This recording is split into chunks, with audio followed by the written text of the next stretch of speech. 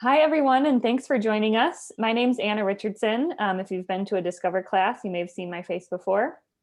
I'm the programs director at The Good Acre, and we're a nonprofit food hub located in Falcon Heights. Our mission is to connect and strengthen farmers, food makers, and the community through good food. So we do that a lot of different ways. We've really enjoyed offering these online Discover events since last summer. Hope you've had the opportunity to come to a couple, but if you're new to us tonight, that's really fun too. They've allowed us to stay in touch with our community during COVID and highlight the voices and expertise of some amazing folks who are part of the Twin Cities food system, like Tiffany, who you'll meet tonight. Look out for an announcement. We've got one more Discover class before the growing season begins, and then we'll take a little hiatus, and that'll be a second annual season preview event with Mark Seeley and our farm support specialist, David Van Eckhout. Thanks so much to those of you who made a donation when registering. Your support helps us fund our programs that support small farmers and food makers in our region. You can learn more about all the work we do by visiting our website, thegoodacre.org.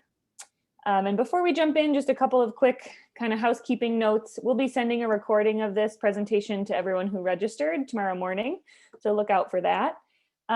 If you have any questions for our speaker as we go along, please enter them in the chat box. You can find that kind of down below in your options bar there.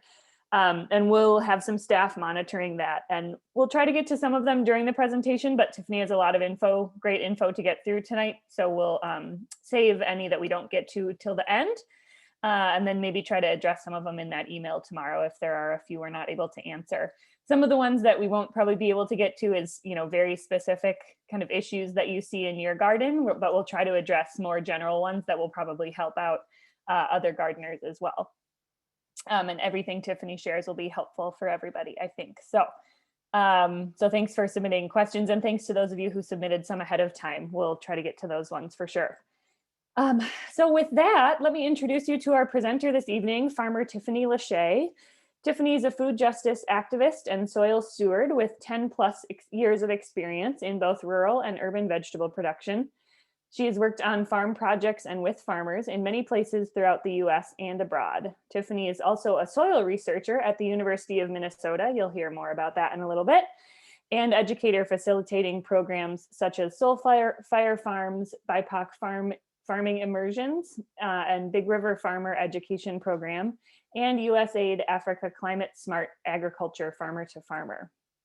This season, Tiffany's farm project, Black Eyed Peas, a 1.5-acre vegetable and seed farm, will offer veggies through local grassroots food aid initiatives, farmers markets, and food hubs such as the Good Acre. I want to put in a quick plug for another way you can connect with Tiffany, and I hope Tiffany will share more about this. If you're a backyard gardener, community gardener, urban or rural farmer interested in soil testing, which is a really handy way to kind of find out what makes up your soil, please consider participating in Tiffany's soils research. I'll put her email address in the chat, and then we'll send this again tomorrow morning in that email that goes out as well, so that you can get involved if you'd like to. So without further ado, I'll pass it over to Tiffany. Thank you, Anna. And I'm going to jump right in.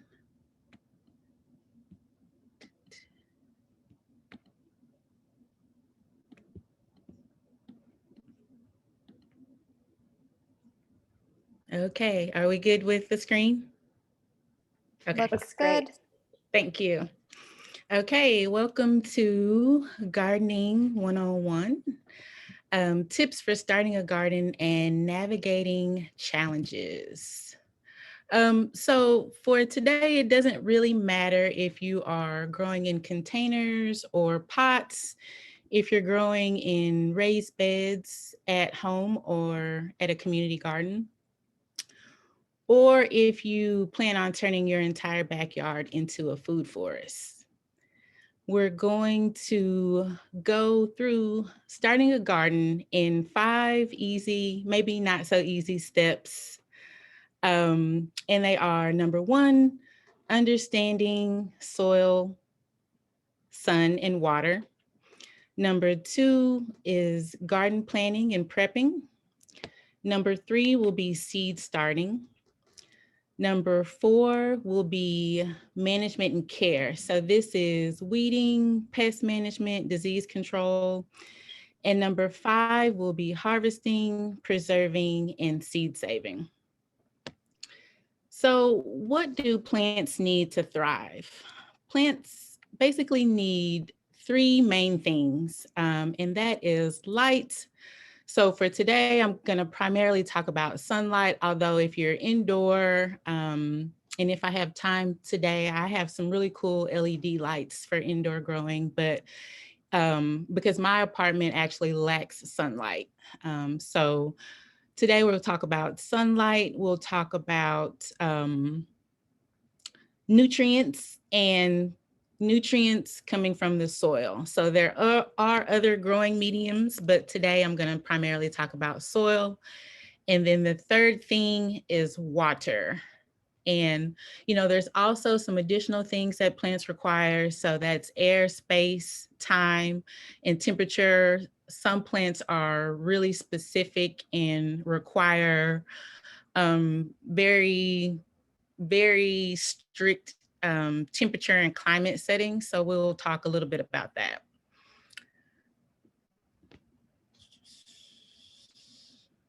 Okay, so sunlight. So we know that plants take their energy from the sun. Veggies by nature like a lot of sunlight to grow. Typically, especially here in Minnesota, there is a very short annual growing season.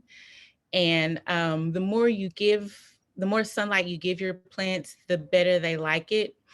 However, there are some shade tolerant plants, and there are some sunlight needs that vary based on plants. So our most shade tolerant plants, so those are the plants that only require 3 to 4 hours of direct sunlight. Those will be our greens. So arugula, kale, spinach, lettuces, our cabbages, those are very shade tolerant.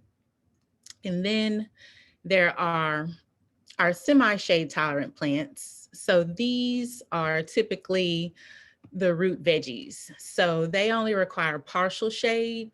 So that is 4 to 6 hours of direct sunlight. And so these would be like our carrots, our radishes, our beets, turnips, potatoes. Also, broccolis are semi-shade tolerant. And then our full sun, so these are our least shade tolerant vegetables. They require full sunlight. Those are the things that are going to produce fruits. So our tomatoes, our peppers, our eggplant, melons, cucumbers, beans, our squashes. So I know that one of our questions was, why do my tomatoes turn yellow? Well, that could be because of a nutrient deficiency. It could be because of a lack of sunlight, or it could be because of overwatering. And we'll talk a little bit more about that next.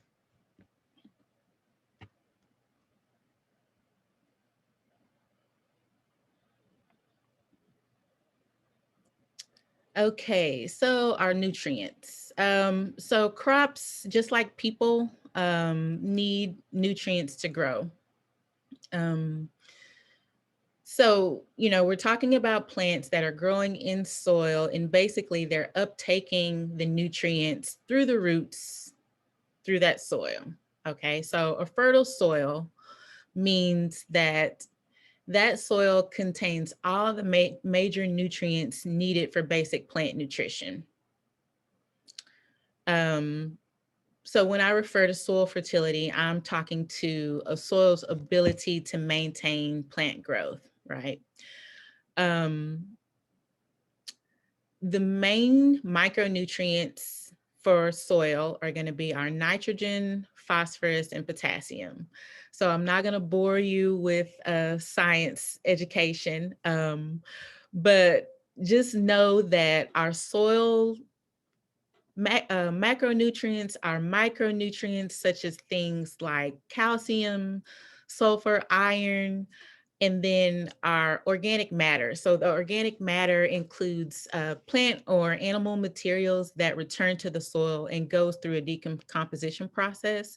So these are what feeds our soil. And ultimately what feeds our plants, right? So the biggest secret to gardening success is healthy soil.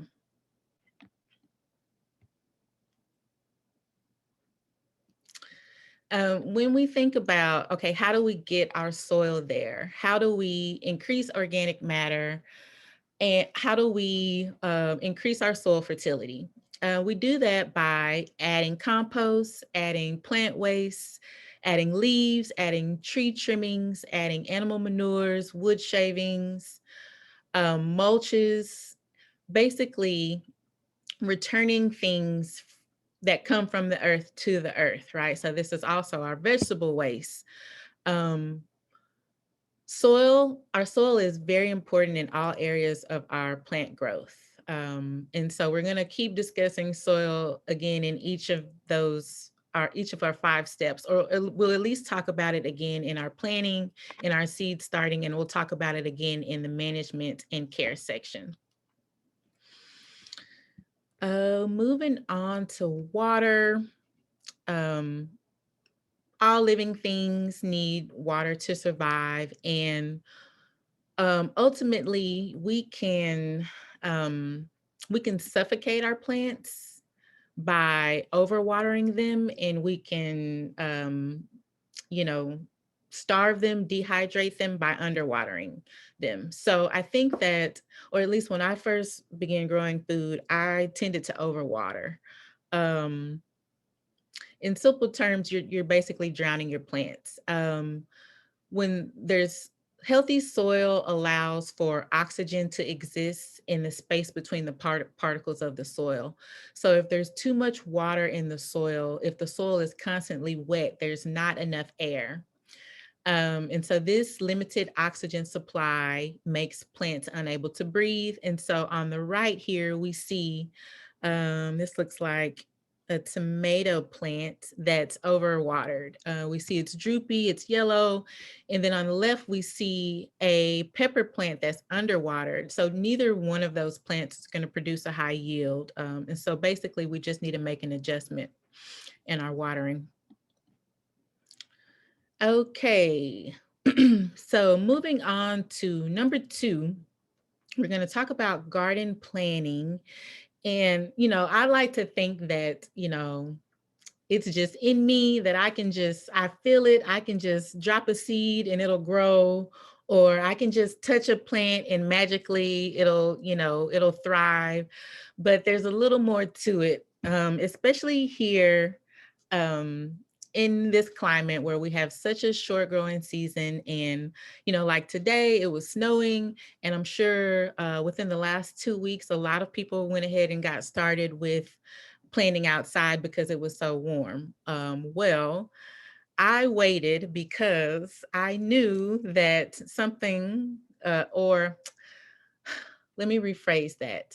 The past 3 or 4 years or seasons that I've grown in the Midwest, there's always been a mid or a late April snow of some sort. So I sort of predicted, and my planning, my crop planning from previous years told me to wait, right?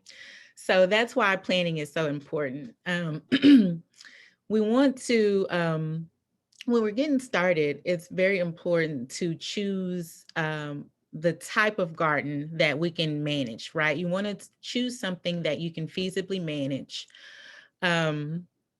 We also want to choose a site that'll be like conducive to garden success. So remember, we talked about sunlight. So you want to pick a garden site or a spot in your house that's near sunlight.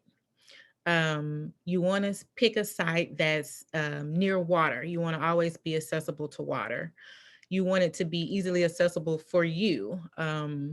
You want it to be, and that could mean something like it needs to be ergonomically correct for your posture. It needs to be something that's very feasible for you to manage.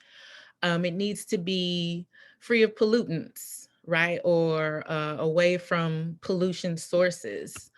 And the goal of our garden planning is to select a garden type, to make a crop selection, to plan a calendar, select our seeding methods. So we'll talk about different methods to get our seeds started. You also want to plan for spacing, right? Because you remember one of the primary things that our plants need is they need air, so they need proper spacing. When we talk about garden planning, we also want to think about things like companion planting. So that means what type of plants go well together. So when we get into our garden types, of course, there's container garden. And so there's so many different types of containers. I think the primary thing there is to make sure that there's proper drainage. So there's container gardens, there's raised bed gardens, there's this style of square foot gardening. There's this, this is called sheet mulching. So this is a no-till style of garden. So when I say till, that means we can clean up our garden beds by disrupting the soil, right? Which is something that we actually don't want to do, but it's something that happens quite often. And it's something that I think we kind of do just out of convenience. But this sheet mulching is just sort of a method of developing a new garden site. So the general idea is that you want to select a site that has a pretty good soil condition, and then you basically leave that undisturbed, and you begin by mowing the vegetation off of that area. And then you place something like newspaper or cardboard, something that decomposes, so not a plastic. You want to place that pretty thickly over the mowed area and overlap it at least 3 to 4 inches. And then you would spread compost, you would spread topsoil, manure, add organic matter, and then you would plant into this, and eventually that cardboard or that first layer would decompose, right? So this is a method of clearing a new garden bed without disrupting the soil. Okay, but tillage is also an option. Double digging is also an option. Lots of different garden types. And this is those sheet mulching directions once again. So basically preparing the site, watering and adding a layer of mulch, and then planting the plants into that area. Okay, so our vegetable selection. So sometimes, we select our vegetables based on the space that we have. And then sometimes you want to be a lot more specific. So suppose we want to accommodate your production needs based on your family, right? So how much vegetables would you like to plant in order to feed your family, right? And so we can get really specific and calculate exactly how many plants per pound of yield, which is like something that I do. But if you don't have type A personality, you can just, plant whatever you like to eat and whatever, consume whatever grows. I like that. This is for type A folks. Yeah, type A folks, I like to have a chart and I like to calculate dates, but that's not always necessary. Oh, okay. So with our vegetable selection, another very important thing that we'll talk about here is the planning as far as the calendar dates, right? So really helpful tool, Farmer's Almanac, right? I just put in, my zip code and I asked it, what were the frost dates? Well, it was estimated at April 30th. Well, what this tells me is that it'll be, 32 degrees until April 30th or so. So that means that tender plants, will die in that temperature, right? A severe freeze would be something like below 25 degrees. I think it was that last night. So if I had have planted let's say tomato prior to that 25-degree last night, it would have had heavy damage. It could possibly survive, but it would definitely have heavy damage. So so frost dates we keep that in mind. And then from there, we build what's called like a planting calendar, right? So we know that based on the frost dates, and so this one actually has moon dates as well, which is really cool to plant based on the moon. So say, for example, basil, based on the frost dates, I shouldn't put basil out until March 3rd, right? And so if I'm going to seed basil in the greenhouse, this may be getting a little bit ahead of myself. Then I know that basil is going to need at least 4 weeks indoors before I can transplant it on March 3rd. So I would, subtract 21 days from March 3rd, and that's when I would start my basil, right? So that's how we put together our planting calendars. And then from there, I would say basil may need, 60 days from transplant to harvest. So that may be a little bit too much. Let's say 40 days. So if I transplant my basil March 3rd, then 40 days later, my basil will be ready to harvest, right? So that's how we put together our calendar. And then we can go take it even further and put together a map, right? So this is a spacing map. So we know that things like, let's say, beets, for example, I can get 9 beets per square, right? So this is how I can calculate how many plants I can get in the amount of space that I have. Tiffany, can I interrupt you with a question? Absolutely. I'll turn my video on. I know someone submitted a question beforehand that was something like, why do different plants need different amounts of space? Because of their size. And so, for example, a beet is a root vegetable, so it's going to grow underground, and you're going to want your beets to be a certain size. If you space them too close together, they'll be tiny. And if you space them too far apart, you're wasting space, right? And so then let's take something like corn. Corn is going to grow vertically. It's going to need about a foot for its leaves, but its fruit and its stalk is going to grow vertically. So you can space it a little bit closer together. And then, so everything has different spacing requirements based on how they grow. And kind of how big they are when they're mature. Right. Yeah. Yeah, that's very So, helpful. yeah. And so that's why companion planting is very important. So, because I could minimize space by growing something okay, let's say, for example, I have radishes here. I could grow those. So radishes would be a root vegetable. I could grow those with, let's say, a spinach that could be let's say I could grow the radishes with a kale, right? So the kale would grow vertical with a squash. The squash would be a ground cover, right? So those 3 things would work well together. They wouldn't overcrowd each other. They wouldn't steal each other's nutrients. One wouldn't block sun from the other, right? So we want to think about what can we plant together to maximize our yield.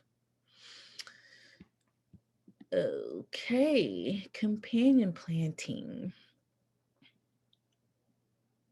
Okay. And then, okay, so this gets like really, really, really specific. So usually seed packets or seed companies give you this type of very, very detailed information, right? So they'll tell you, first of all, how many seeds are per packet, how many plants are expected from those seeds, how far apart those seeds need to go, right? So there are ways to nerd out and gather and research to get all this information in order to have a really accurate garden plan. Again, not necessary, but that information is out there and available for you. So, and then from our garden type, from our size of garden, from our vegetable plan, based on all of that, we can kind of decide how we want to prep for our garden, right? So do we need to build soil? Do we need to get our soil tested? Do we need to purchase tools? Do we need to gather materials on site? Do we need to upcycle materials, right? So the planning phase is really important for you to kind of like get prepared for the season. Okay, so I'm going to just pause to see if we have any questions before I move on to seed starting. Anything? Yeah, we did have one question from Chelsea around square foot gardening. And originally the question was around if there was a standardized measurement for square foot gardening, and then we decided the square foot is the measurement. But if people ever do larger or smaller squares, and why you would want to do that. Yes, people would definitely do larger or smaller squares. One example that I can think of is I'm doing larger blocks of herbs. And this is because, so herbs are, they can kind of grow really densely, right? So sometimes it would be not a waste of space, but not the most efficient use of space to plant them in, just in nice, neat rows. So I've been doing blocks of herbs. And, the size of that, isn't really specific. It just depends on, it was, I guess, really determined by the amount of yield that I needed, right? So if I wanted X amount of herbs, I kind of did, they are 6 foot by 6 foot sections. I don't know if that makes any sense. But I basically determined that based on how many I wanted per section. So yeah, that could totally vary. The square foot thing, I think, comes with very specific parameters on what you can fit within a foot to grow efficiently. So that could vary to half a foot to 2 feet. You can adjust that to whatever size you need, I think. Yeah. Okay. Awesome. All right. So we'll move on to seed starting. Uh, I think that, the biggest question with this part is whether or not to start seeds indoors or outdoors, right? So we'll talk about indoor or outdoor, the benefits or the pros and the cons to that. We'll also talk about seeds themselves and how quality of seeds are important and how to source seeds. We'll talk about seed starting mix, which is different from soil. Now, that doesn't mean that you can't start seeds in soil, but there is something called seed starting mix that helps with the germination of seeds. We'll talk about trays and flats, and then we'll talk a little bit about germination. Okay, so why do you start seeds indoors? I think it gives you a head start. So again, Minnesota, very short growing season. And if you don't get that head start, the season, it'll be October before you know it, right? And the season will be over. So seed starting indoors, it provides an opportunity for young, tender plants, a chance to grow and a chance to be stable. What happened? Oh, okay. I lost my video, but I think it'll come back. And I think, when seedlings are young, when they,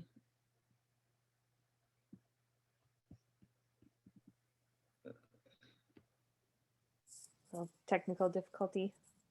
there's a technical difficulty. I'll keep talking through it and maybe it'll come back. Yeah.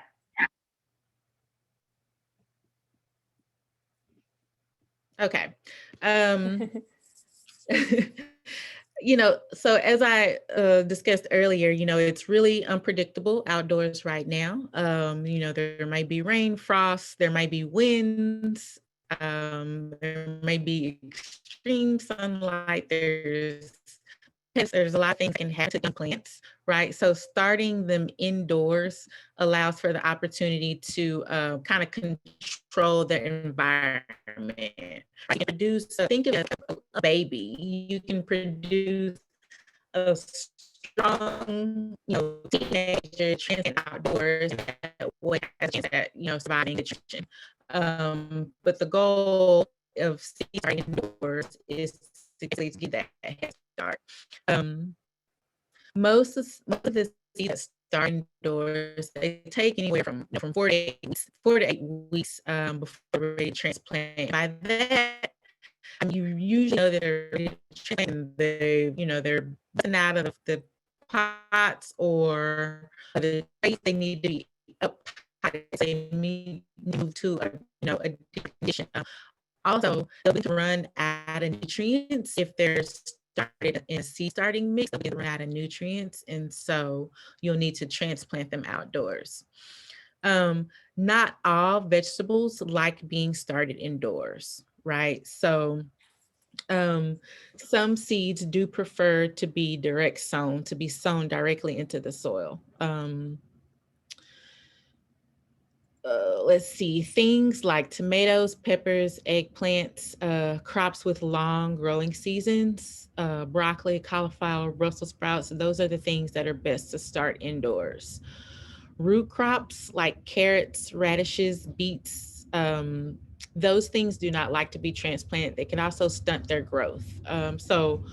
Also, warm weather veggies, beans, corn, squashes, pumpkins, cucumbers, they actually like to be sown directly in the ground. I mean, sometimes we are forced to transplant those, but they do better if they have a chance to live their full life cycle. They do better outdoors.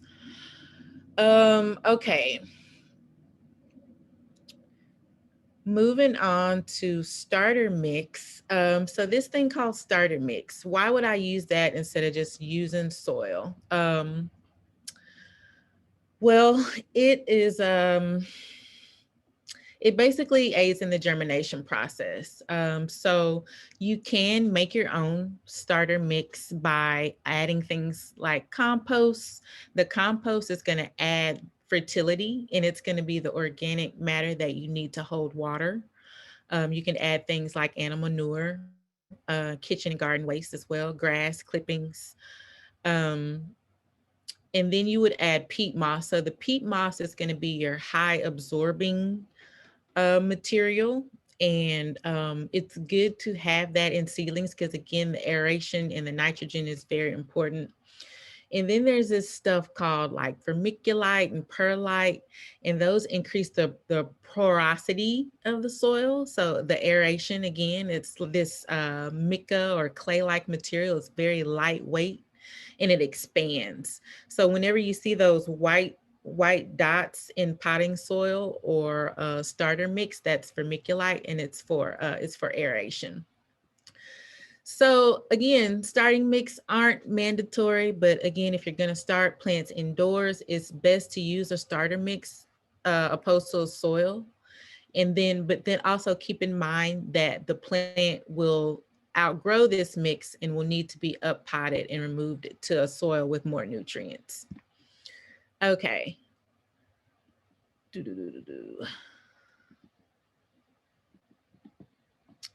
Oh no. Okay, so these were, oh, there we go. So we lost some video of some sourcing of some starter mixes, but this is, I went on a shopping spree at Eggplant to gather some seed starting materials. They have a variety of trays. These specific trays have the plastic germination coverings. And that's really funny because there was no sound to the videos until the presentation. Now the sound magically reappears. So they have a variety of heating mats. So you want to use the heating mat for something like maintaining a temperature for germination. Most plants do like it to be about 70 degrees, or I'm sorry, most seeds like it to be around 70 degrees for germination.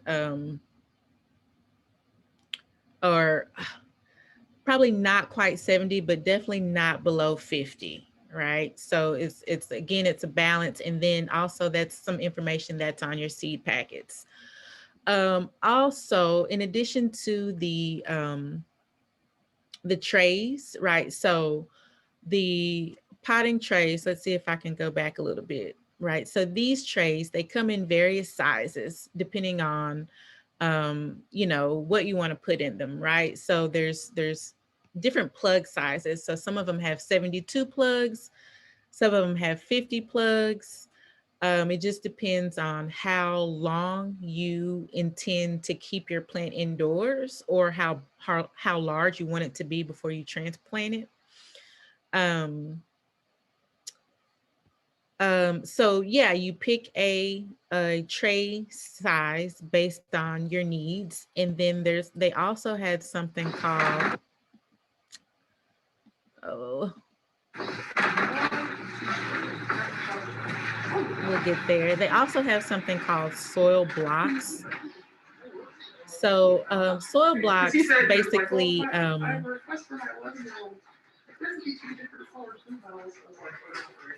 Like we're at the store with you.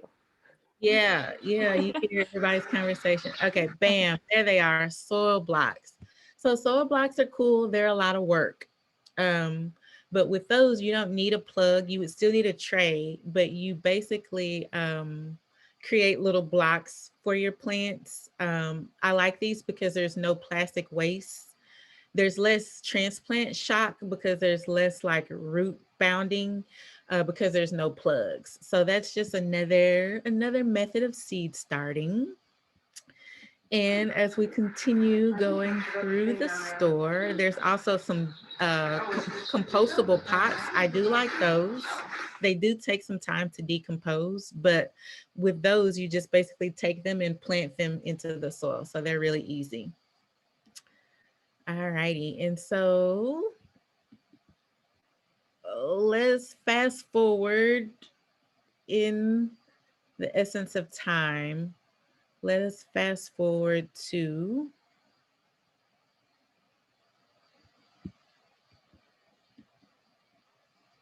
a video of me doing some seed starting. Is that playing for you all? It looks like it just started, but it's maybe kind of like lagging. It is lagging, yeah, because I think my computer is. The Wi-Fi of the world slowing us down. Sometimes if I turn my own video off, Tiffany, it improves a little bit. Could be. Okay, I could try that. Okay, just a second.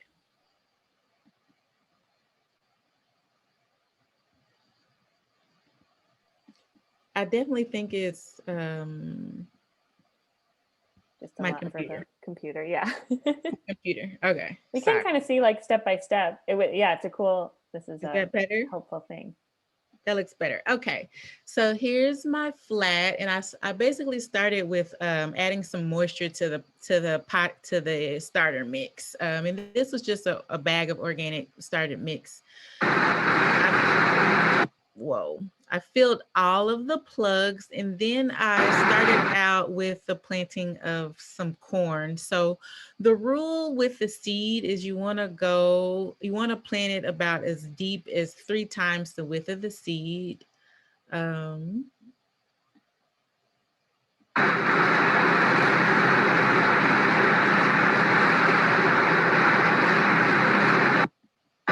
that loud noise is fans in the greenhouse.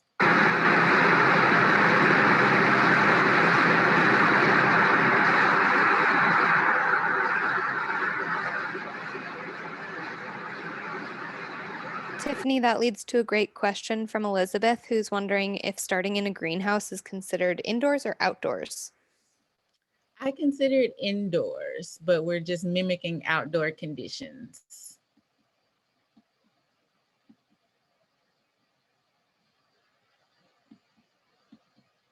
And I don't think my computer is gonna let me.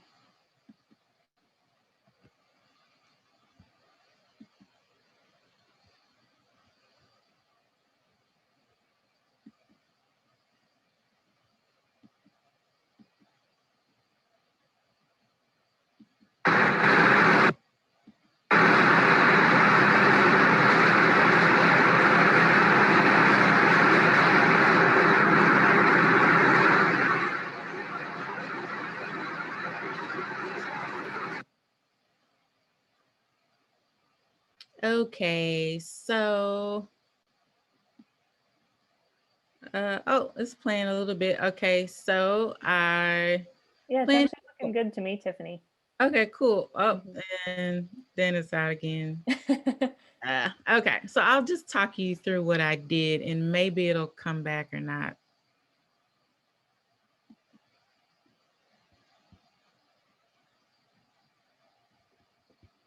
Okay, yeah. Okay, anyway.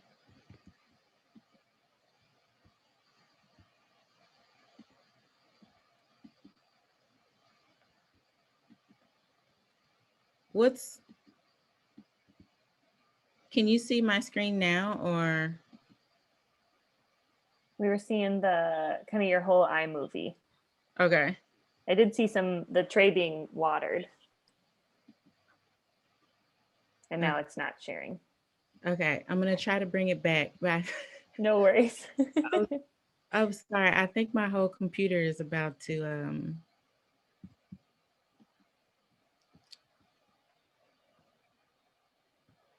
You know, sometimes they slow down when I have a lot of programs running too. Yeah, the fan started going and slowly everything started going. Oh no, that's the worst.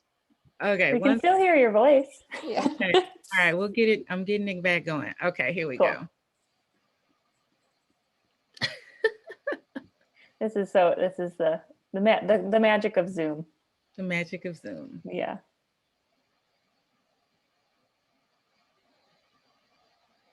I think if you can speak to this at all, Tiffany, one helpful thing that I saw in that video was the way that you were labeling the different rows of your tray, especially thinking that folks might be, you know, not planting a whole tray of the same thing. That's always something I think about, like, how do I remember what I put in all of these things? Yes, yeah. Oh, please don't make it start from the beginning. Okay, okay. So yes, labeling is very important because sometimes I do forget what I put in there. Okay, so then I went to a smaller seed, and this particular seed had some different requirements from the corn. It required sunlight, more sunlight to grow. So instead of covering it with soil, I covered it with a vermiculite. After that, I gave it a good soaking.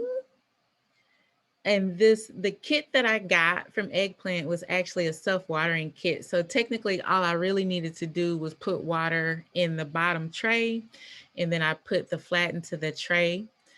This kit also came with the plastic lid for germination chamber. I also grabbed a heating pad because I had succession of herbs that I seeded that didn't germinate because it wasn't warm enough. So there's a heating pad that you can sit the flats directly on. Okay. So we got one of those videos to play. Okay. Time check. Okay, we got 15 minutes. So I'm going to blow through our last two sections here. I think, should I try that? I don't think I have any more videos that would take up my full capacity, so we'll see. Okay, so we'll move on to the management of things. So once you have everything planted and transplanted, you want to think about the biggest challenges, which are the weeding, pest management, and controlling disease. So, okay, I am not gonna have any weeding secrets, right? There are no secrets. I think the only secret is just sort of that weeds will happen, and some of them are useful, right? So unless the weeds are smothering or suffocating your plants, unless they're about to go to seed and multiply, they could actually be useful. Okay, so the thing to remember when weeding, you know, that's like the biggest reason why we till and why we hoe and why we disturb the soil. You want to really minimize the soil disturbance when you're weeding. So my favorite thing to do actually is hand weeding, which I know is what most people hate, but it's actually the safest thing to do for our soil. Also, you know, when we till, I'm not going to go on a rant, but when we till, we are taking that weed seed and we're replanting it. We're reincorporating it back into the soil, so it's going to come back. So that's a continuous vicious cycle, right? So we want to take the least amount of ground disturbance as possible. Okay, the next secret to controlling weeds is ground cover, right? So you have to keep the soil covered. And when I say keep it covered, I mean keep it covered with mulch, keep it covered with, there's like living mulch. So there's cover crops or things that you can plant that stay low to the ground that keep the soil from being exposed. As long as that soil is exposed, that leaves room for weed seed to fly in there, weeds to germinate, and weeds to thrive, right? So the system of like clean garden beds where you just see the topsoil, that system is inviting for weeds. We want to keep the ground covered as much as possible.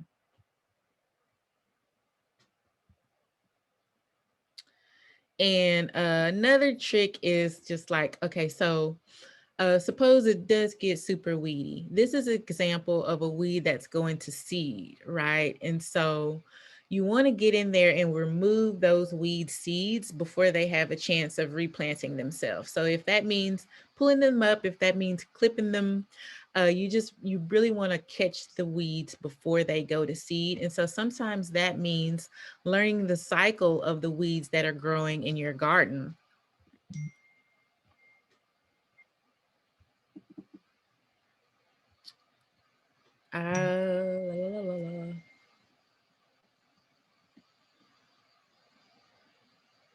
Okay, moving on to pests. And again, my secret to pest control is going to be healthy soil. So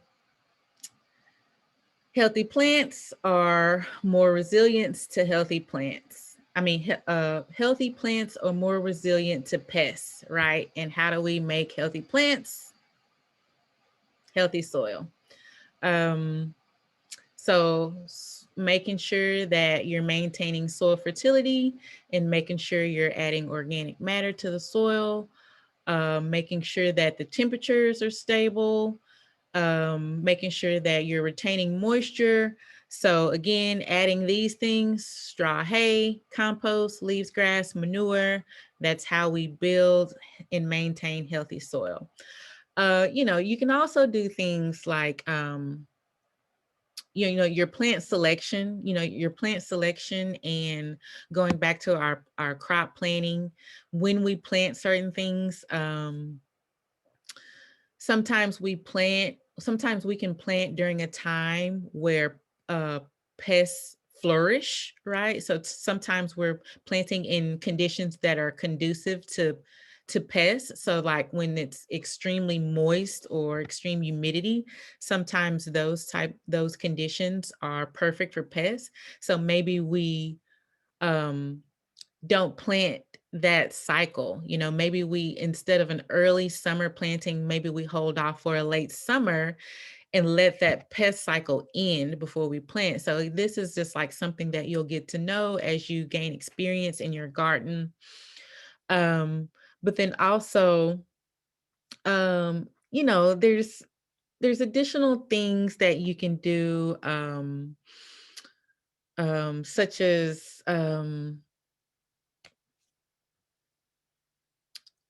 creating environments that are habitats for beneficial insects. So if you have a very diverse ecology, you throw the pests off, right? The pests are very smart. So if you grow broccoli in one spot this season, they'll be there waiting for it next season, right? So the more diverse your plantings are, you create a habitat for beneficial insects. So maybe that means it's a moth that's eating the egg that an aphid laid on the back of your leaf, you know. So you create an ecology that can fight off pests and disease, right? So again, think plant diversity. This kind of thing helps with everything. It helps with your soil, it helps with pest and disease management. And let's see, what else do we have?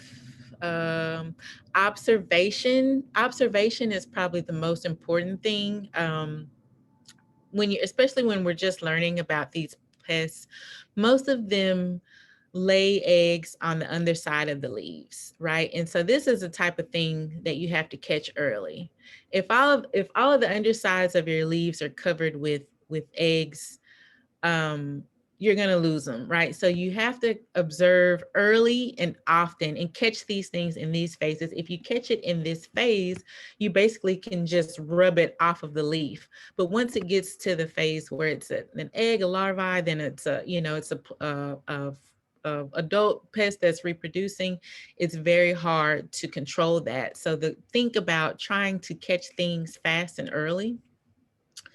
And then also an issue everywhere is like rodents and larger pests. And so you want to think about fencing and things to keep rabbits out, and chipmunks, and things that, 1 year I had chipmunks eat off the tops of all of my brassicas.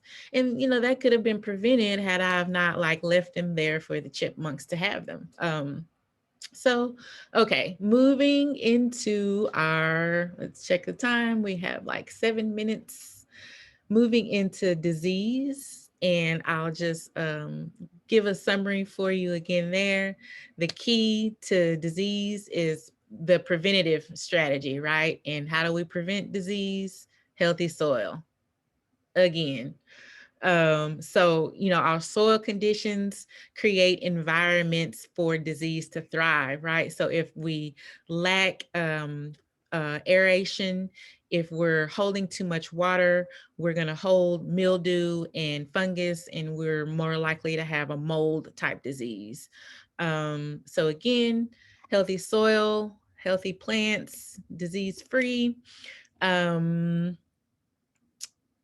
And then, a lot of the other things that we talked about as well are going to help to prevent our diseases. Our plant spacing, watering. So oftentimes disease is spread through water droplets that just kind of passes from plant to plant.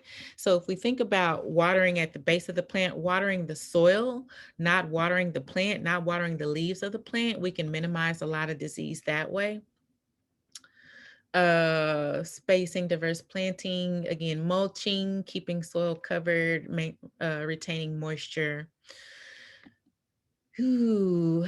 And I'll take a quick question pause. Are we good on questions? And then I'll wrap it up really quickly with harvesting, preserving, and seed saving.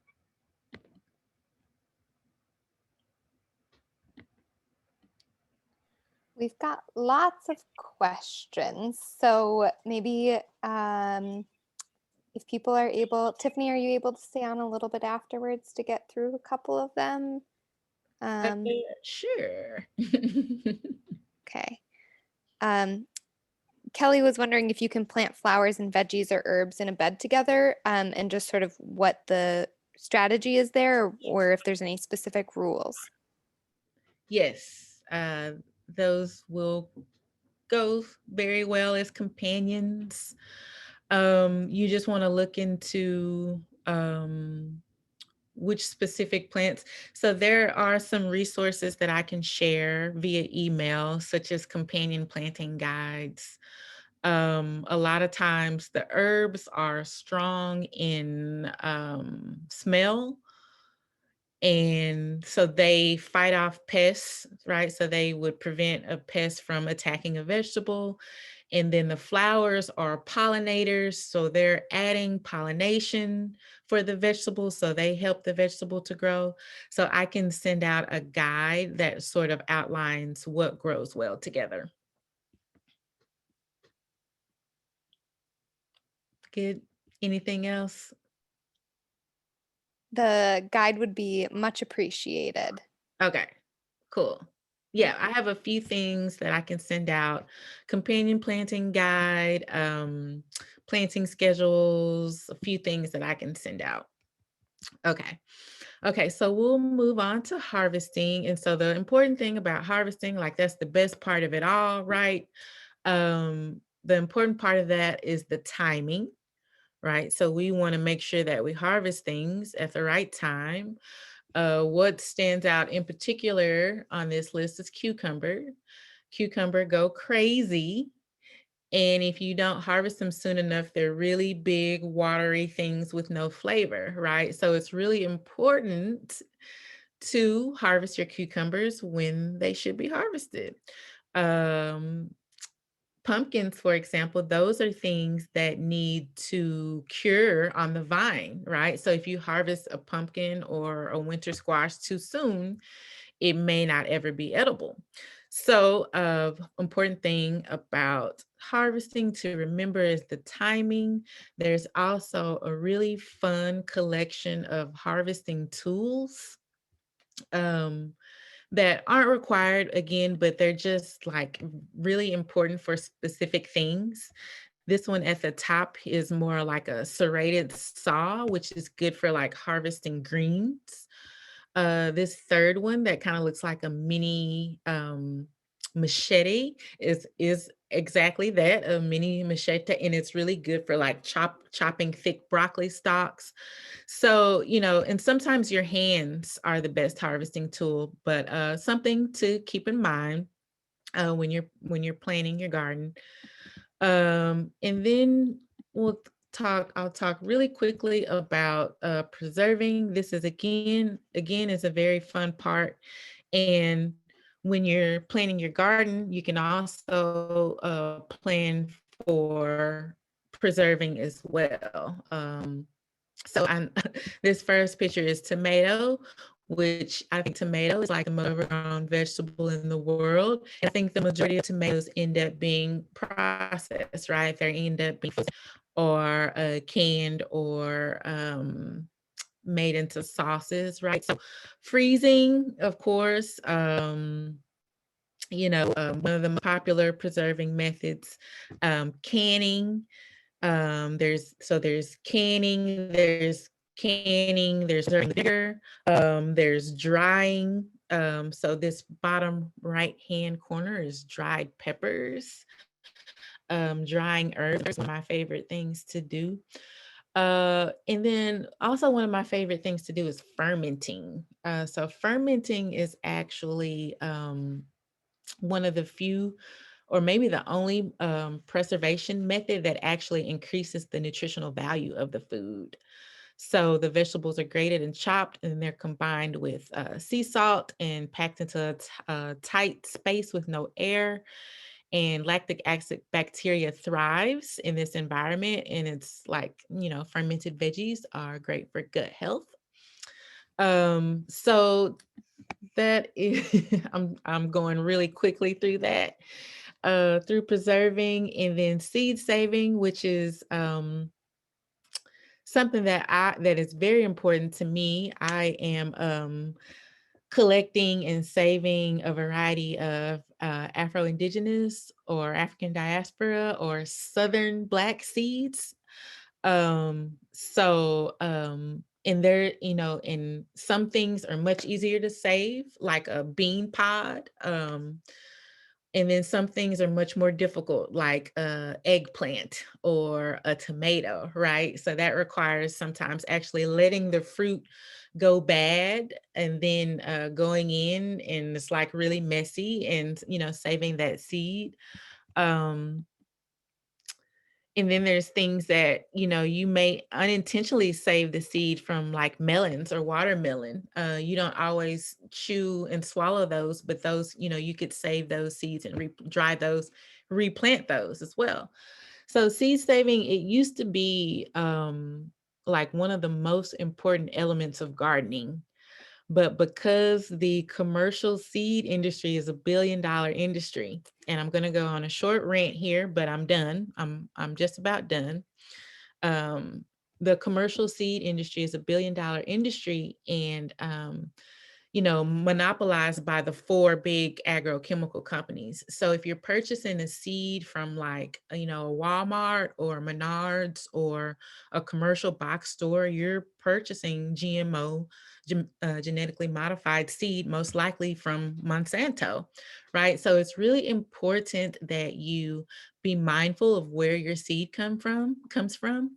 Eggplant had really cool seed varieties from really awesome small seed companies that support their seed growers and that share cultural story about their seed. So the seed is not only food, but there's also story attached to that as well.